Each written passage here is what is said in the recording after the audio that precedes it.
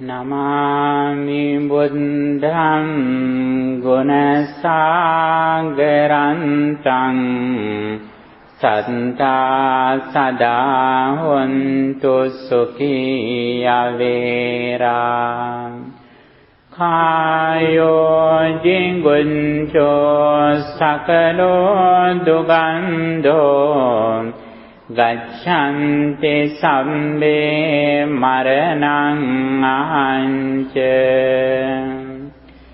Samanta cakkavalesu atra gacchantu devatam Saddhammang munirajassa sunantu sagga mokkadam Dhammasavana kālo ayam badantā Dhammasavana kālo ayam badantā Dhammasavana kālo ayam badantā Namo tassa bhagavato arahato Samma sambuddhassa Namo tassa bhagavato arahato Samma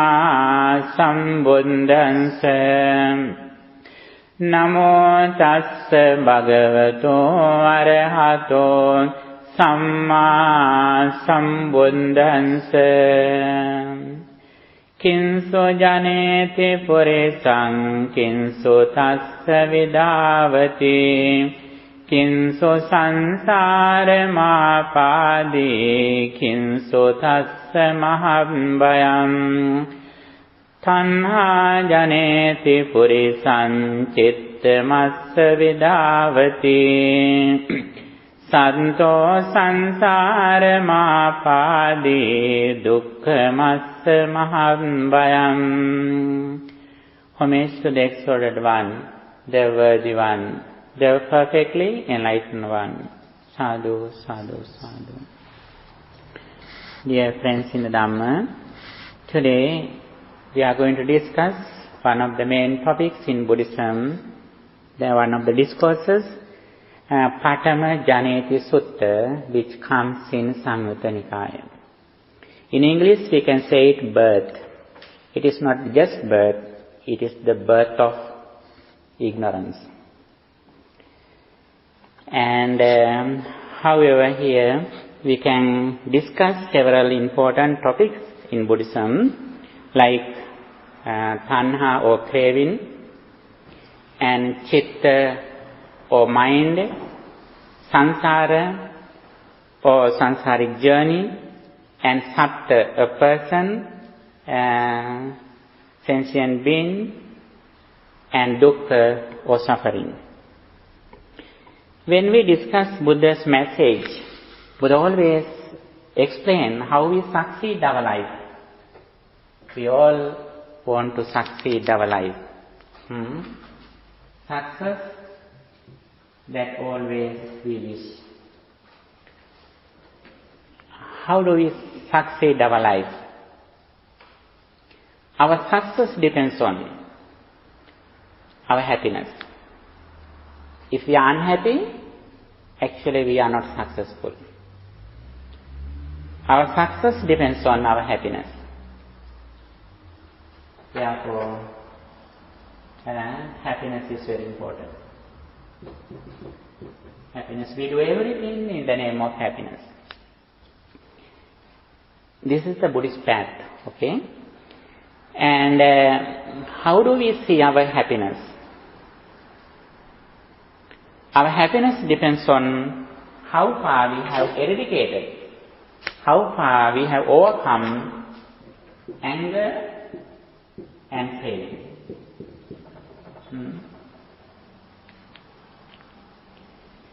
Our success depends on our happiness. Our happiness depends on how far we have overcome anger and craving, or ill will and desire. Reducing anger and craving depends on how far we have overcome delusion. Okay? Reducing delusion depends on how far we are mindful. Not only mindfulness that Buddhism says, but mindful meditation. Both are very important. Mindful meditation. And if we want to succeed in mindfulness and mindful meditation, we always reflect on impermanence. Impermanence. If we want to increase that reflecting on impermanence, we have to keep our full attention in the present moment. Living in present moment is very important. Not only living in the present moment, but we reflect on impermanence. Because there are a lot of beings in the world like animals, they live in the present moment. Even small children, kids, they are also living in the present moment. They don't think they are past or future. But they are not successful. What is the reason? They are not aware from ignorance. Why is that?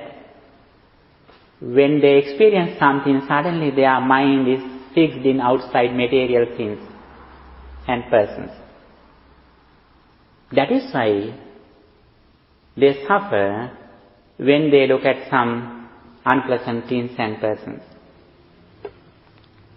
And here, when we go to the deeper level, gradually we depend on insight. But in the ordinary level, people, they always depend on outside, even though they are well educated. They always depend on outside. But Buddha pointed out the way how we make a real refuge. Our real refuge, safety or liberation depends on how far we have keep our attention to look at inside. And here, if we go on this path, actually, finally, Buddha explained the way how we reach this destination. Here Buddha proclaimed the three disciplines: Sila, Samadhi and Panya. Sila means morality or discipline in our speech and behavior. Samadhi means tranquility or concentration. Wisdom, Panya, it means reflecting on impermanence. And Sila, Samadhi, Panya. If we want to achieve these three disciplines, we should have some qualities and things that those are, we should have good association, good friends who explain the Buddha's message. And not only we should have good association, but we should have an ability to recognize who good friends are. Sometimes we have good friends, but we have no good attention. Not only we should have good friends, but we should pay our attention to what they say. That is also very important. Finally, there is a very special quality that we have, suvacha or good attention, paying our attention to what Buddha taught. And plus, intelligence or wisdom, we should be wise. When we listen to Buddha's message, we should be wise. That is also very important. There is a very special message that Buddha always said. which cannot be seen in other religions or philosophies. All teachers, scientists, religious masters explain the reality in outside. Their reality always that when we were born in the world, there was a world. After we die, the world remains. That is their reality. But it is true in the primary level, conventional truth, mundane level.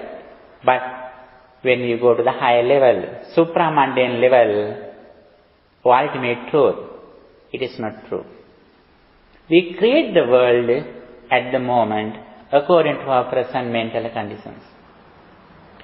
When our present mental conditions change, then automatically what we experience are changed. This is the reality. Now, according to our present mental condition, we can see these things, these walls and these pictures. But when our internal spheres change, suddenly these things change. This is the reality.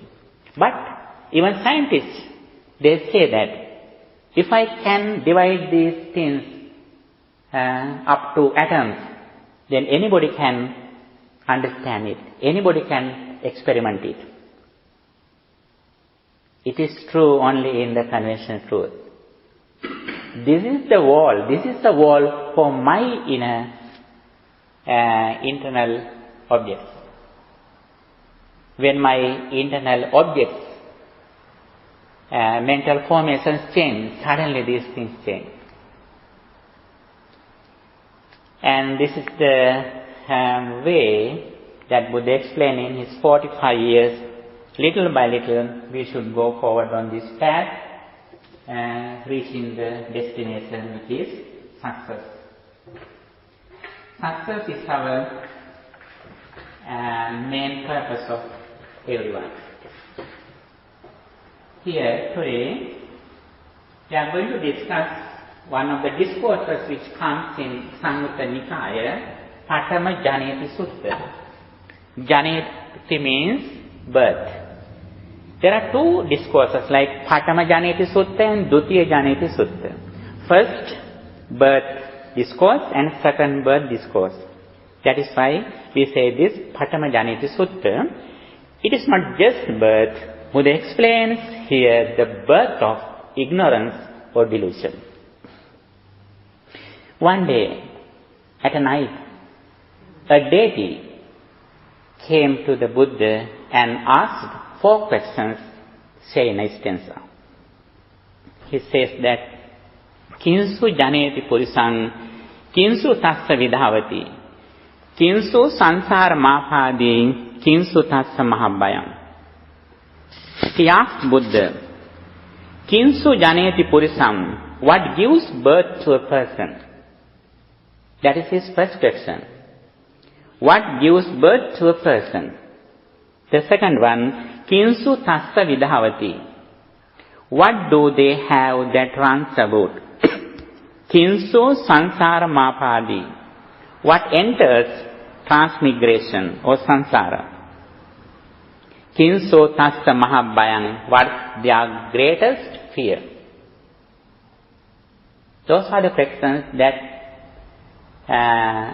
deity asked the Buddha. Then, answering those questions, Buddha explained, Buddha said a stanza, Tanha janeti purisam chittamassa vidhavati, satto sansara mapadi dukkhamassa mahabbayam. Craving gives birth to a person, and chitta massa vidhavati, their mind is what runs about. And again Buddha says, satto sansara mapadi, sentient being enters transmigration. And again Buddha says, dukkha massa mahabbayam, suffering is their greatest fear. This is a very small discourse, but here meaning is very wide. First, Buddha explained the nature of craving. Craving is the nearest reason of birth. Craving. Not only reason, but the nearest reason. When a person was born in this world, that person was born because of craving or attachment. And here, if we have craving, it means we are ready to be reborn. And what is the craving that Buddha explains? Usually people say that attachment to the external things, but it is not the real craving. The real craving or desire is inside. We like ourselves. We are attached to ourselves. That is why we like outside persons and things. When we meet a person who is similar to my qualities, I like him. When I meet a person who is separate from me, my qualities, then I dislike. When my children behave as I like, I am happy. When they have misbehavior, I dislike. I hate it. The reason is here. If we can remove the self-view or the desire to the self, then automatically attachment and disattachment gradually cease. And here Buddha says a lot of things about craving. And even though the nearest reason of birth is craving, we can't overcome craving. In the primary level, by practicing generosity, offering something to others, we can reduce some kind of levels of craving. But if we want to decrease, to reduce craving completely, we should have a light. What is the light? Yes, light is wisdom. We have given you an example that like, if this hall is very dark, we can't remove darkness. What should we do? We should light a candle. When we light a candle, automatically the darkness goes away. Like that. If we want to get rid of craving completely, we should have to light a candle of wisdom. Yeah, that is what Buddha says as the path of reducing craving is, he proclaimed that the eightfold path. Arasangika Marga, the eightfold path starts with right understanding. In the right understanding, first of all, we should have knowledge, as Sutta Jnana, the knowledge of listening. Then, we should develop Chintamaya Panya. It means the knowledge of reflecting. Thirdly, Buddha said, Bhavanamaya Panya, the knowledge of meditation. These three things are more important. The knowledge of listening, knowledge of reflecting, knowledge of meditation. Three of them are very important. Here, there is another thing. Anger also here. When Buddha explained the Four Noble Truths, Buddha said that craving is the cause of suffering. But Buddha never said that the cause of suffering is anger. Why is that? Craving and anger are like the both sides of the same coin. When we are angry, if we are angry, it means we have a lot of attachments. But sometimes people say that I have no attachment, but sometimes I may get angry. It's my mistake. But I have no any attachment with anybody or anything. It is true? Actually, according to Buddhism, it is not true. Sometimes we don't attachment with material things, but we like ourselves. That is why we get angry. That is why in some spiritual ages, when we reduce craving, automatically anger also reduces. Both of them are like both sides of the same coin.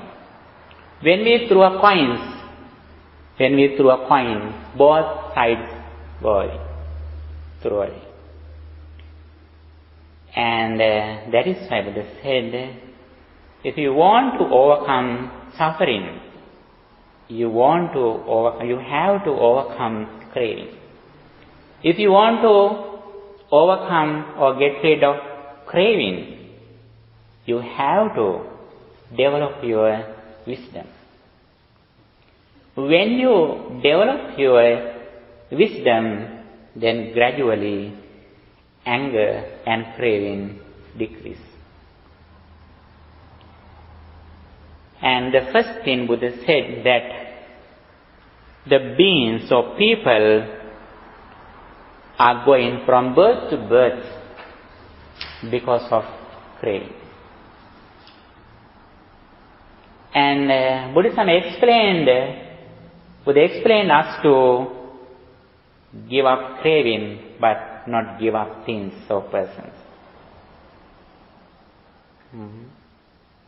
Some people think that we should give up things, material things, then we can attain enlightenment. It is not Buddhism. There are some religious people, even in the present society in India, they give up everything. Their houses, their relatives, their instruments, they give up everything. They give up even their clothes.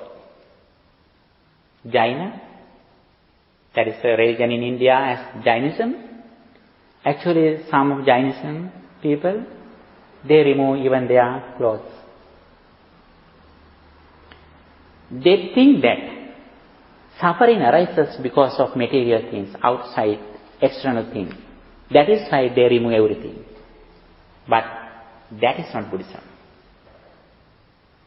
There were some persons in Buddha's time who attained enlightenment while they were ruling their country as kings, like Suddhodana, King Suddhodana.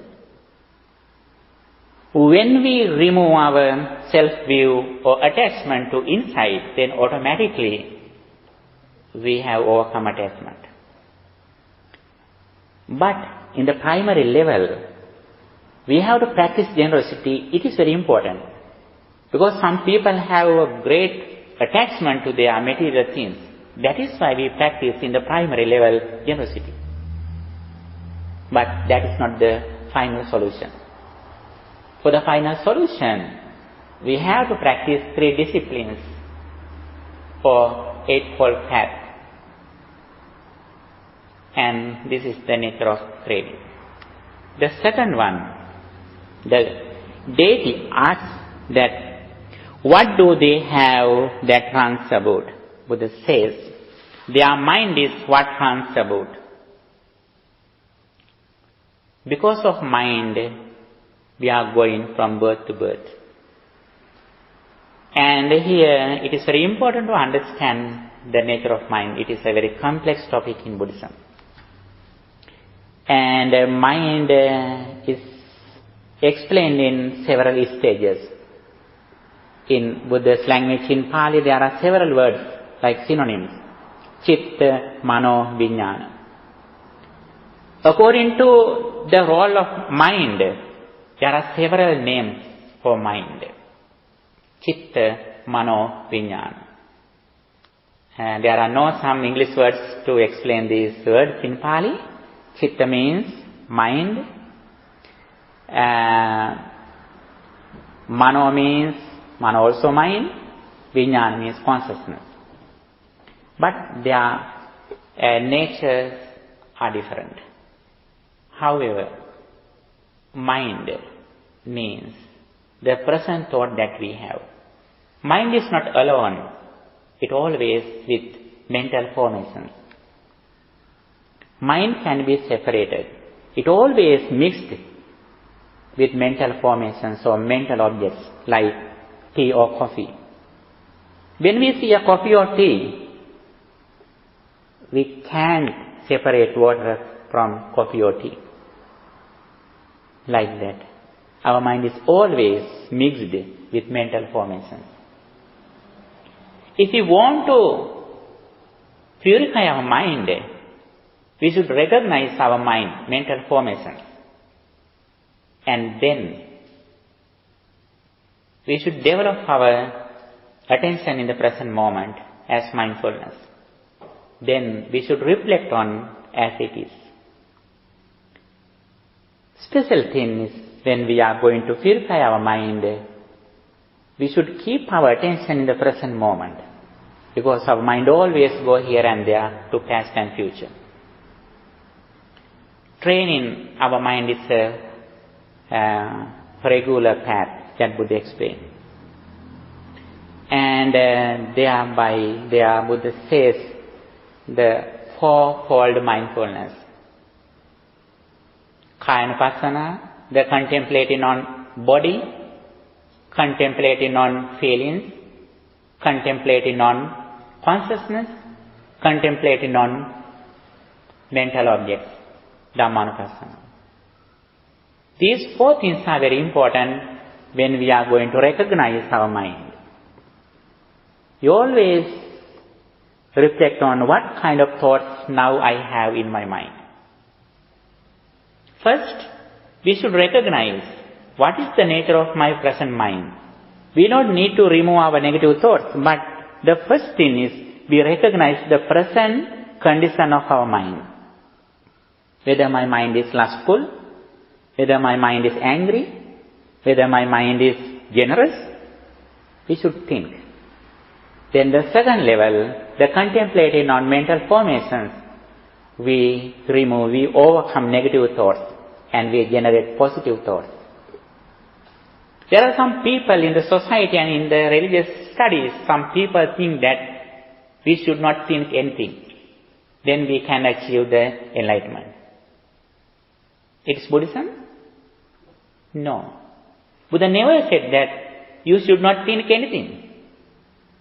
Buddha said, if some thoughts are lustful or evil, those thoughts we don't reflect, we don't develop.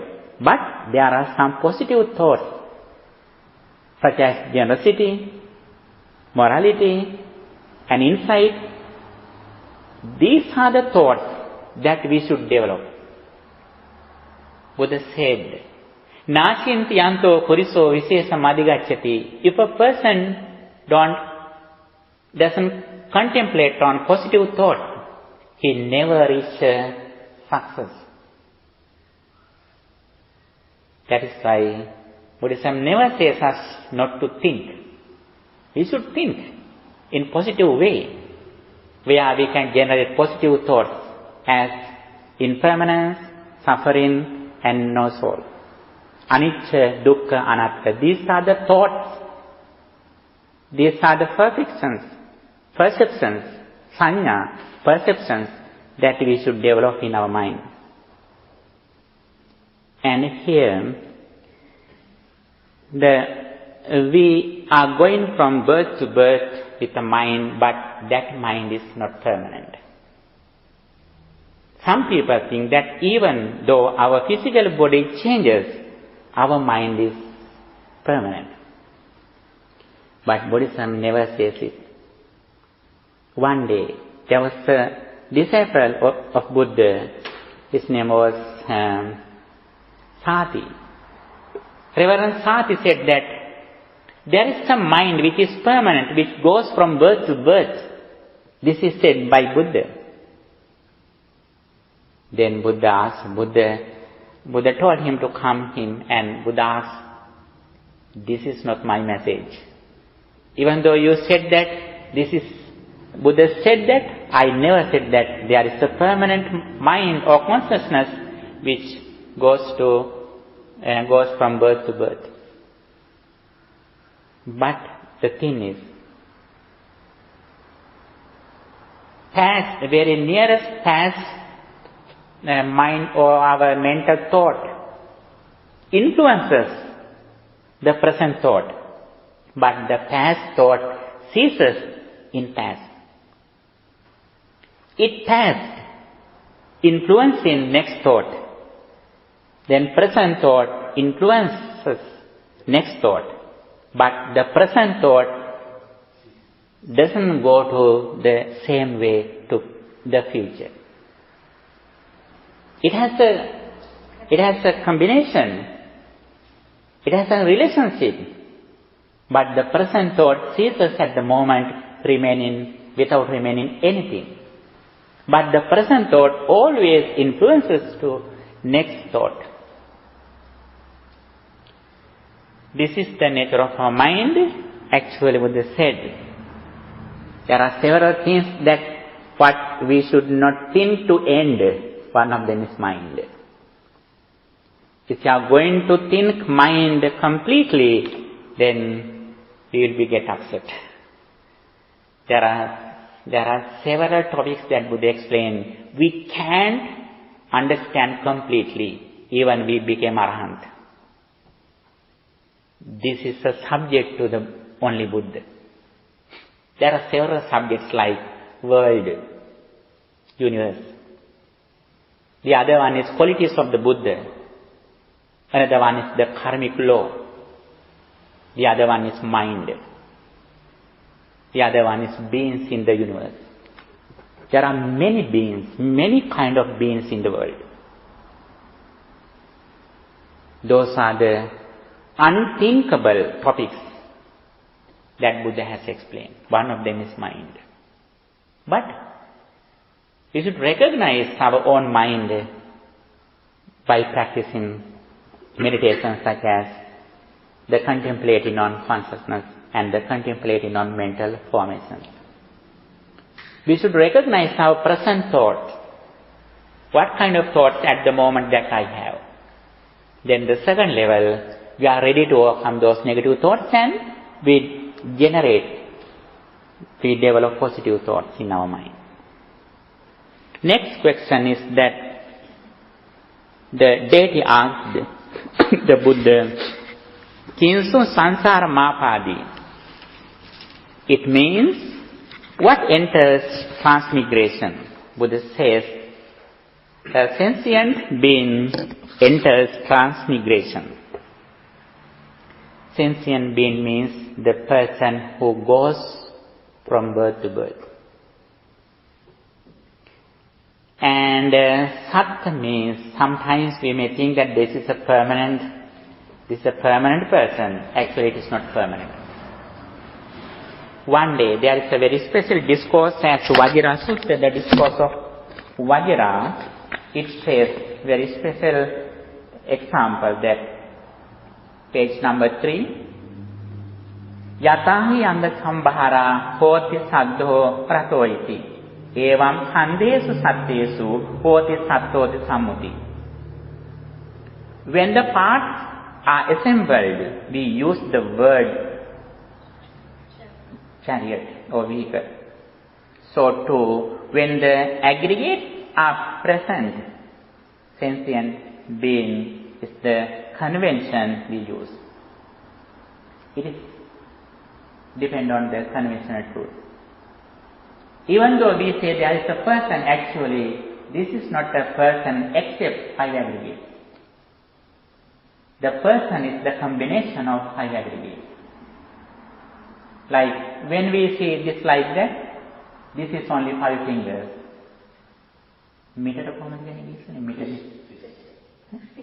Fist, yes. Fist is not without 5 fingers. Like that. Our life is not without 5 aggregates. Rupa, Vedana, Sanya, Sankhara, Vijnana. These 5 things are together, we say that there is a being, sentient being. But without these 5 aggregates, there is no person. Every moment these 5 things arise with the conditions. When conditions cease, these 5 things cease. Yes? So this is different than what other religions explain as spirit or soul? Yes, other religions say that as spirit they are mind actually. Mind also included in this 5 aggregate, consciousness. But the difference in Buddhism is that consciousness is also impermanent. But other religions, they say that their spirit is permanent. It cannot be destroyed by anyone. It is controlled by the God. But Buddhism never says it. And this mind also impermanent, always it changes. It arises and ceases. And finally, we live with wisdom. And as the result of practicing Dhamma, we completely control this mind, and then we are looking at the mind. Finally, we can see only impermanence. Whenever we are reflecting on impermanence, living in the present moment with mindfulness, at the moment we don't depend on outside. Nobody or nothing can control us. That is the real refuge. Safety, insurance, protection that Buddha proclaimed us very kindly. Making an unshaken mind, reflecting on impermanence, is the highest quality that we should develop in our life. Now, in this level, we depend on outside. Anytime, outside, external persons and things can control us. That is why we say that we are like beggars. We are waiting someone laugh us, someone give something to us. If someone doesn't laugh with us, we are unhappy. When other people help us or laugh with us, we are so happy. Now we depend on outside. We are like beggars. But Buddha explained how we make a real refuge, making an unshaken mind, reflecting on impermanence. Whenever we are in mindfulness, it means we are in the field of the Buddha. Nobody can control us. Whenever we are away from mindfulness, it means we can be controlled by anyone. Then we are in the field of the Mara. When we in mindfulness, it means we are in the field of the Buddha. When we are away from mindfulness, it means we are in the field of the Mara. Then we are helpless. And we make a refuge inside by ourselves. We can get some advice from the teachings of the Buddha. But Buddha said very clearly, I am not a savior.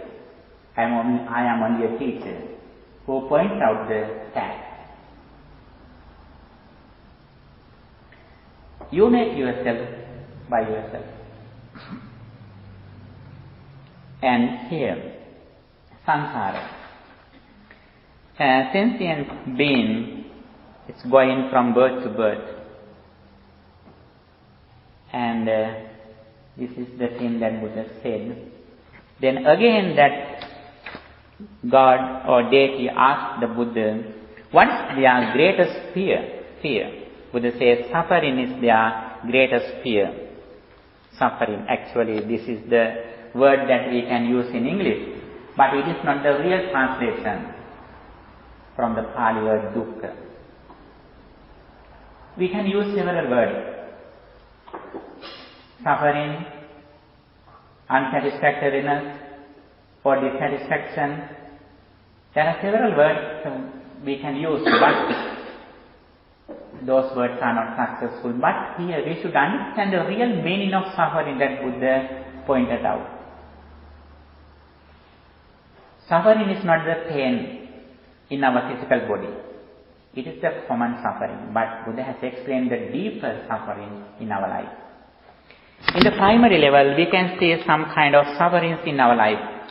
Birth is suffering, jatipi dukkha, jarapi dukkha, decay is suffering, vyadipi dukkha, sickness is suffering, maranampi dukkham, death is suffering, sorrow, lamentation, pain, grief, and despair are suffering. Not to get what one desires is suffering. In short, Buddha says, Sankitena Panchupadana Dukkha, the 5 groups of existence are suffering. It means the existence of 5 aggregates is suffering. And here it is very important to understand suffering and the noble truth of suffering. This is very, very important.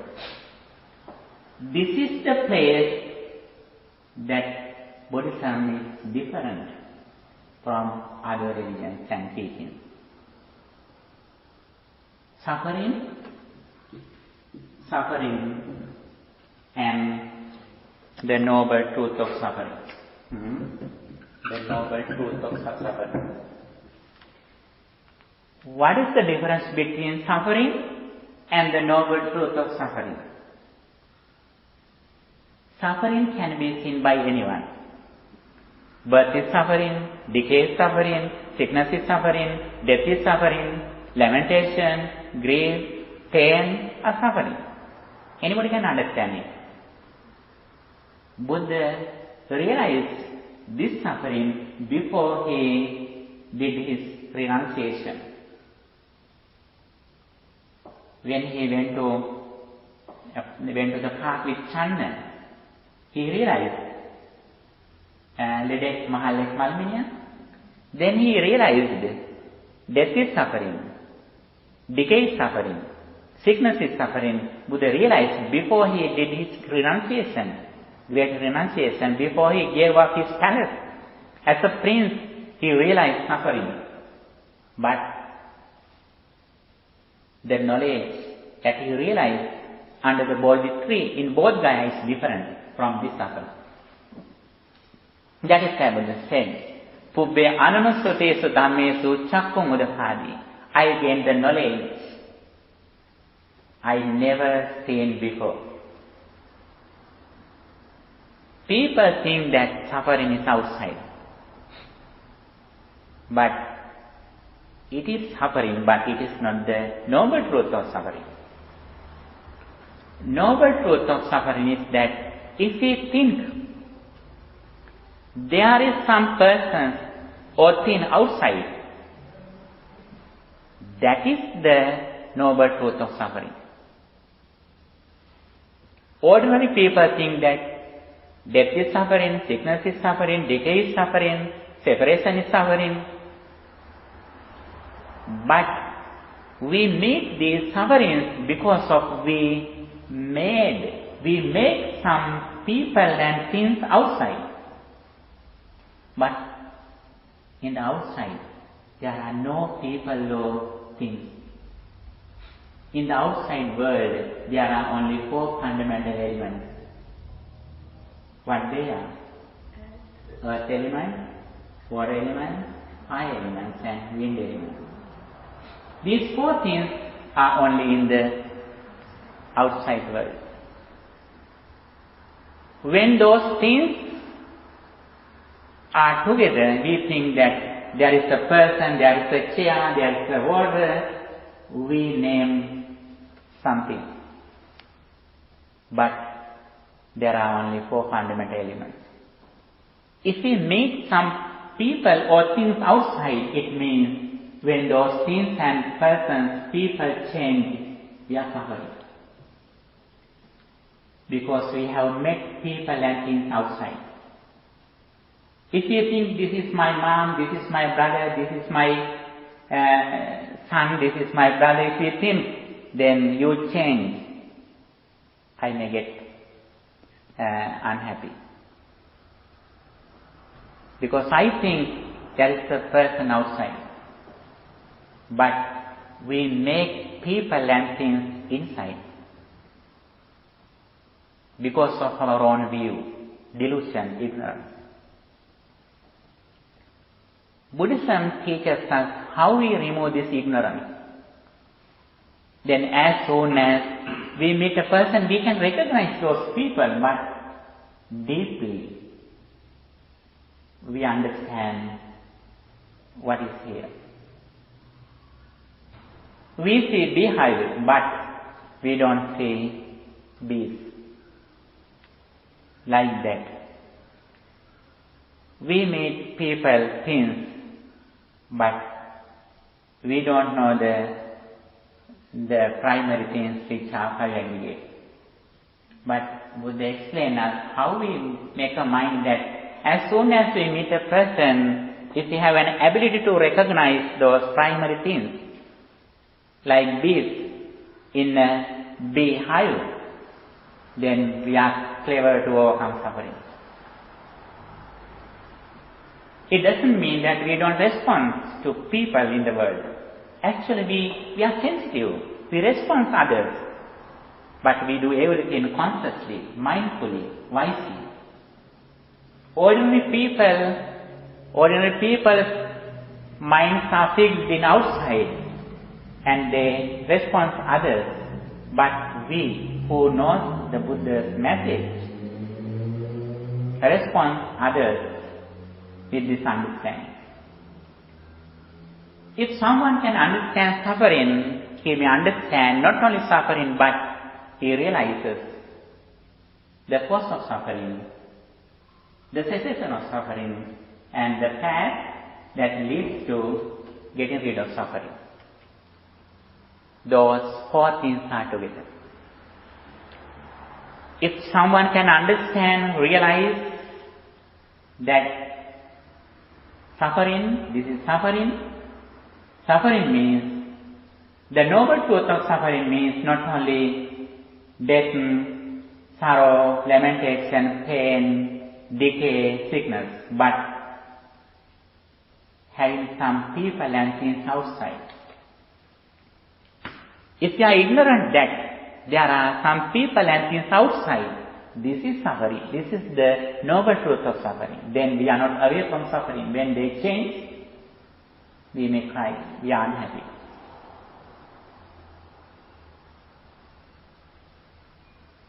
And this is the greatest fear.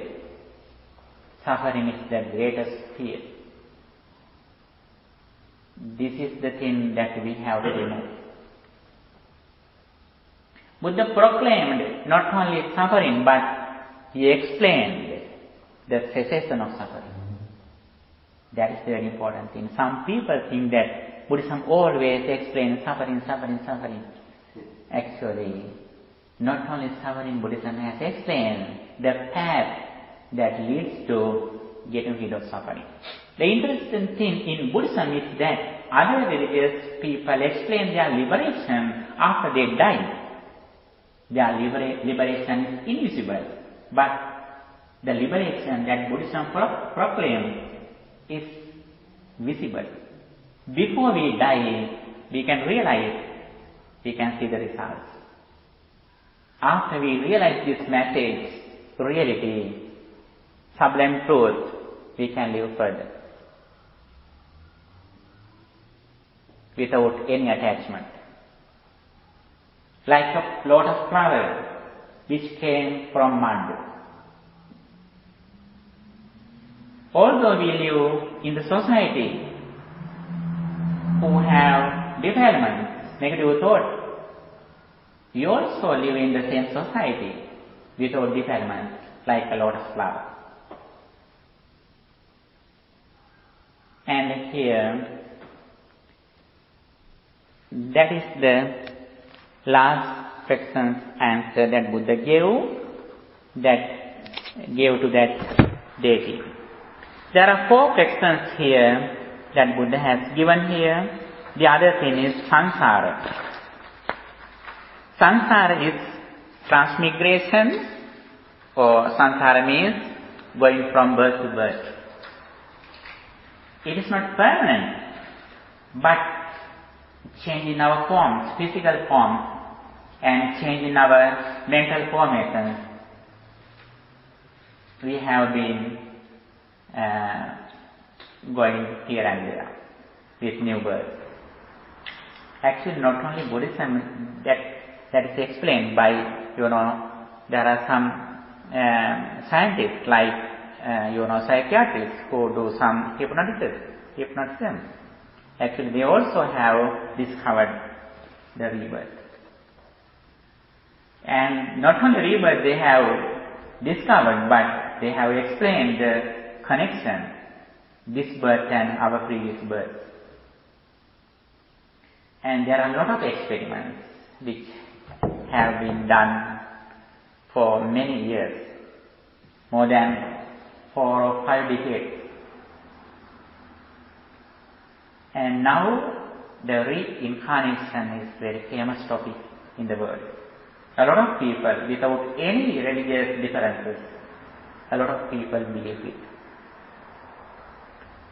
And however, the difference in Buddhism is that even though we have rebirth, it depends on conventional truth. That is the interesting thing. Sometimes when someone asks that if there is a rebirth, Buddha was silent. Sometimes Buddha says, please try to do good deeds because you have a rebirth. But when sometimes people ask Buddha, is there a rebirth hereafter? Buddha was silent. Why is that? When Buddha understands that if I answer this question, if that person will be confused, then Buddha was silent. Why is that? When Buddha says that, yes, there is a rebirth, then they think that the soul is, the spirit is permanent. If they are going to some wrong views, wrong extremes, then Buddha was silent. And according to ultimate truth, in the supramundane level, Buddha doesn't say that there is a rebirth. Why is that? In the conventional truth, it is correct. But when we go to the highest level, the ultimate truth, the supramundane level, if someone says that there is a rebirth, it is not true. Why is that? Buddha says very clearly, there is no thought which comes from past to present in this moment. In this situation, how do I say that the same person will be reborn in the next birth? In the same person, there is not a permanent thought which comes to the present from the past. In this situation, how do I say that there is a rebirth to the same person? It is a deep concept. But Buddha always explains the end of samsara. Buddha explained the path, how we end the samsaric journey. In this level, in the conventional truth, we meet rebirth. But when we go to the highest level, in the supramundane level, we have overcome the samsaric journey. Then we don't fear rebirth. Don't be confused. And in some kind of levels, Buddha has explained his teachings in various ways, according to the audience. According to the audience. Buddha always understood the audience. When audience is very fluent and intelligent, Buddha has explained his message very short. But when audience is not intelligent, then Buddha had to explain some topics with detail. That is why, however, we should understand the path, how we overcome suffering, how we end the samsaric journey. That is very important. Everybody likes to get rid of suffering. Everybody likes to live happily. This is the path that Buddha explained. If we want to succeed in our life, we have to be happy. If we want to achieve happiness, we have to overcome craving and anger. If we want to overcome craving and anger, we have to overcome delusion. What is the delusion? Delusion means we think that there are people and things outside. And also we think before we experience there was a world in the world. When our experience ceases, we think that still it is happening. That is ignorance. When we think something, we think it is in outside. Even though you don't think your relatives, friends and things, you think that they are in outside. It is true in conventional truth. But when you go to the higher level, the supramanyan level, the ultimate truth, the world we create at the moment. When you think your children, at the moment you have children. At that time you have no your mom. When you think your mom, your entire life is your mom. At that time you don't even have your clothes. Think that if you don't think what you have wore, actually you don't know that. When you think that, yes, I have this cloth, then you have. Until you think actually in your spiritual world, they are not there. Like that. Even though you are sitting in a chair, until you think you have no chair. Our world is in a second, in a thought. If we can succeed the present thought with mindfulness and mindful meditation, our entire life is successful. Why is that? At the moment, we have overcome suffering. We have overcome decay, illness, birth and all sufferings in our life. Whenever we are away from this understanding, then we are controlled by outside. In this situation, Buddha explained how we make an unshaken mind that nobody can disturb. This is the skill that we should develop day by day. This is the real place that we can show our proficiency. This is the liberation that Buddha proclaimed. And here the path is very clear. And as I mentioned before, day by day we should develop our GPA and IQ. What is our grade point average? The duration of concentration or mindfulness. What is IQ? Yes, the duration of reflecting on impermanence. This is our real success. Day by day, we should try to increase the duration of concentration meditation and insight meditation. Then we don't feel our other sufferings.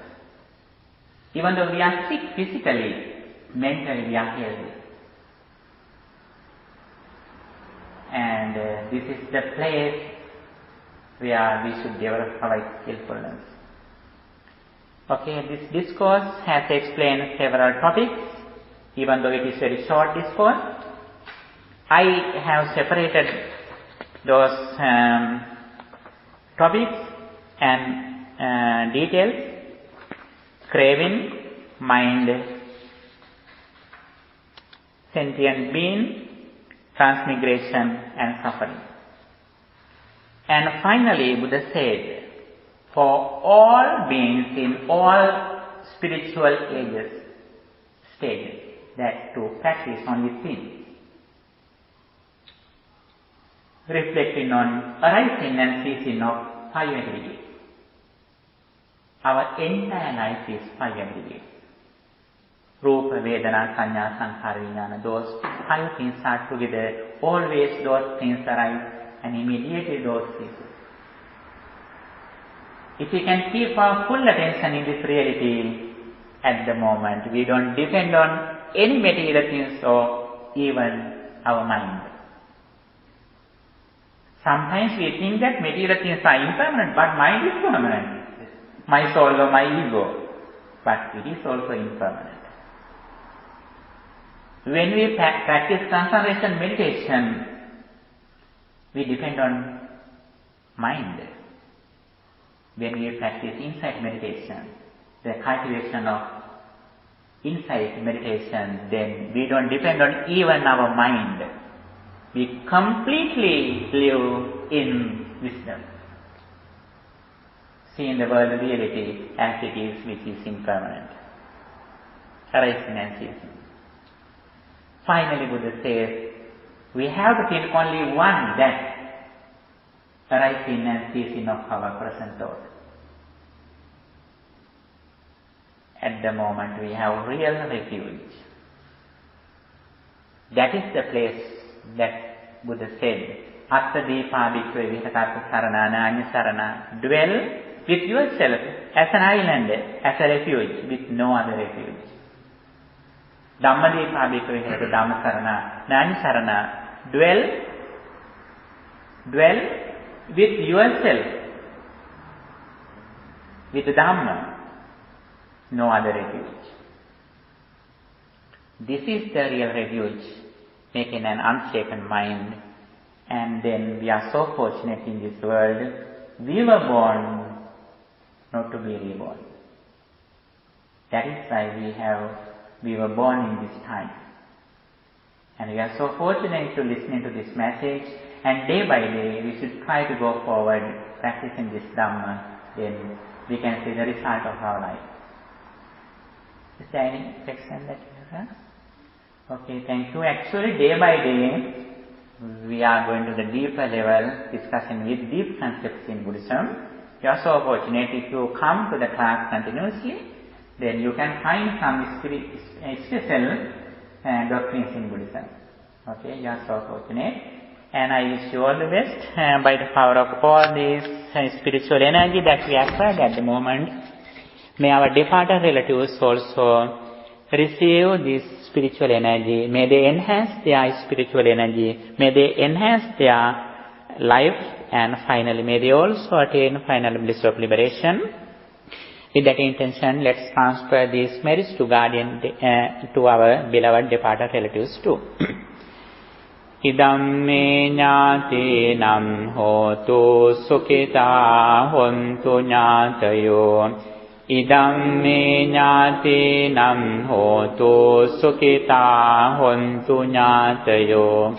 Idamme ñātinam hotu sukhitā hontu ñātayo.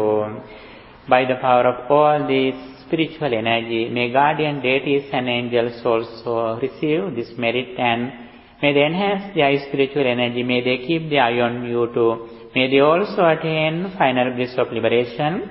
With that intention, let's transfer these merits to guardian deities and angels to recite in the Gatha.